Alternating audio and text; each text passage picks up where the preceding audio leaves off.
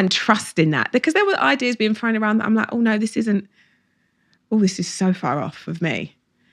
So yeah, I had a real realization, and it was quite an emotional thing too, because it felt like a weird, sort of like a breakup. Like, you know, we've had a really good road, but I don't want this in the same way anymore. And it felt more, that was the hardest thing to do, because I don't like upsetting people, and we've built friendships over the years, which I hope still remain, and I'm sure they will.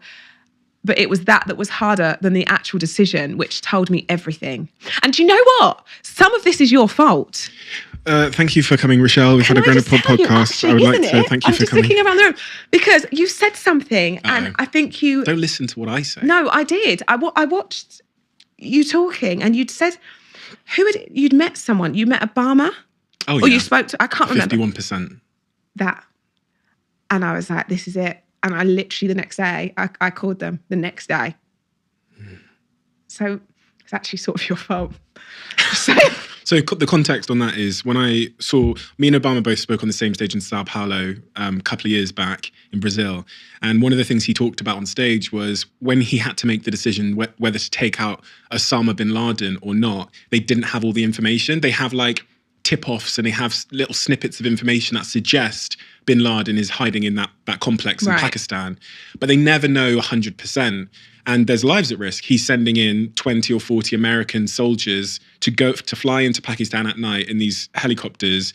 And if they get caught, if they get shot down, then he's going to have to, sit with that for the rest of his life. Oof. But he says, when you're the president of the United States and you have these huge decisions to make, you're never going to get to 100% certainty. So what he did, which I really do believe in, is once you get to like 51% certainty on your decision, then make it and be at peace that you did the best with the information you had. Mm-hmm. Because so many people, and this is kind of what he didn't say, but what I took from it is, what ends up happening is the procrastination of the decision ends up costing you more in the long term than actually just making the decision and finding out if you're right or wrong. Because like, it's the same in business. If I'm thinking about something, but I'm not entirely sure, but I suspect it's the right thing, I should just go ahead and make the decision and then find out, hopefully in the next couple of months, whether I was right. If I was wrong, I can actually just reverse the decision again.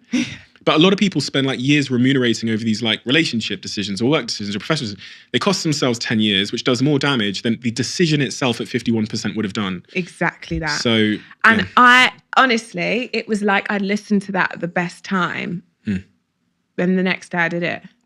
Amazing. And I honestly felt the reason that I knew as soon as I'd done it, that I knew it was right. Well, I knew anyway, but the reassurance I had is I felt the emotional side of it I hated. I hated, the phone call and the meeting and the, letting people, feeling like I've let somebody down, and in the sense of upsetting them, because they would have probably liked to have continued working together. So I felt I don't want to upset anyone. It's not bad blood. It's just making a decision that I need to make for myself.